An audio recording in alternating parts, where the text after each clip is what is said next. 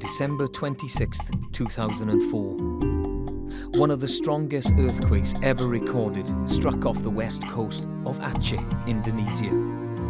Within hours, the tsunami strikes, on a day that will never be forgotten.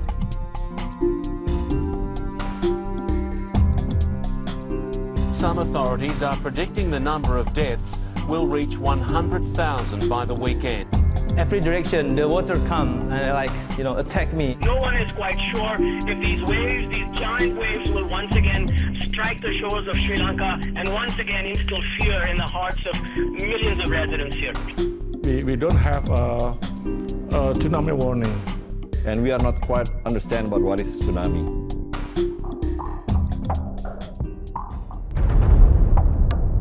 There was no way of warning because tsunami disasters was not on the agenda.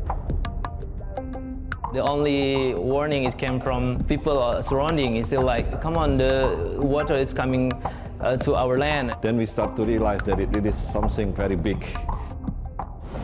That wave is a good 15, 20 feet tall. Easy.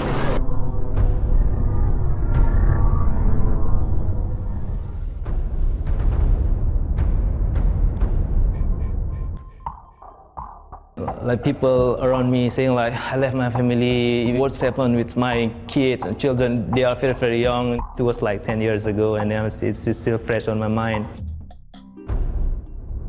The tsunami of 2004 changed the way the world approached natural phenomenon. The scale and impact of the disaster forced governments and institutions to react and prepare their people. The tsunami of 2004 was a wake-up call for many organisations, really in terms of joining up between those forecasting disasters and those having to respond to disasters. The mechanisms to get information to people at risk didn't exist.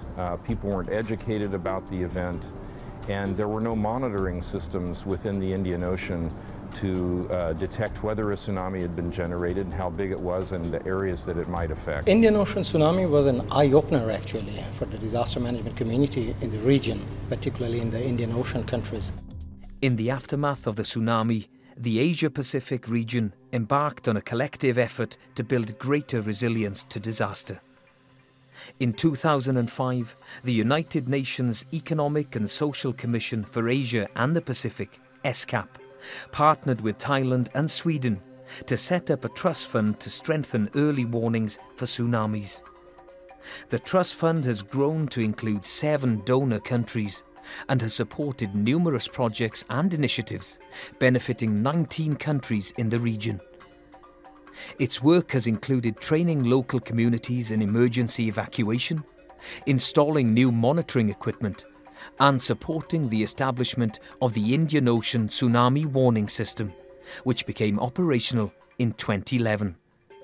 This new system is the cornerstone of the region's heightened level of preparedness for tsunami. 3 countries, Australia, Indonesia and India, have set up regional systems that can detect tsunamis and then detect earthquakes and then inform people if there is a threat coming by. As a region, we have come a long way since the tsunami. We are far better prepared today than we were in 2004. Systems are now in place that we needed to maintain and keep upgrading.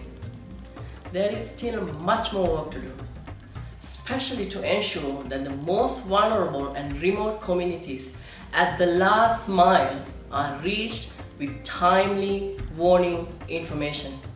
Regional cooperation is key. The challenge is to keep these systems going. That requires maintenance, it requires commitment of the institutions involved, it requires political commitment, it requires budgets to be in place, it requires, again, international cooperation. The tsunami was instrumental in taking the world to a higher level of tsunami awareness. It took the event to get the warning systems in place, get the governmental and non-governmental systems to operate at the level that they should have been before, but they weren't. The tsunami and Hurricane Katrina and other incredible disasters, Haiyan, all prompted action inside and outside of government to operate at a higher level. The most lasting legacy of the 2004 tsunami is that the whole world realised it is time for action to prepare communities for future disasters. In January 2005, in Kobe, Japan, 168 governments adopted the Hugo Framework for Action. This is a 10-year plan to reduce disaster impacts on nations and communities. The Hugo Framework for Action harnesses the vision, knowledge, skill, discipline, and reason of mankind against the brutal power of nature. It's created a common language, a sense of perception, a direction given by its priorities and goals and action. So in literally almost every country in the world, it has actually started building the foundations of a system for managing risk. Next March in Sendai, Japan, during the 3rd United Nations World Conference on Disaster Risk Reduction, the governments and non-governmental organisations will adopt the Hugo Framework for Action too, reconfirming their commitment to put money and efforts in making the world safer against disasters. The tsunami of 2004 will never be forgotten, and although much has been done during the past 10 years, more natural disasters will occur. Ongoing preparations for disaster events must therefore continue.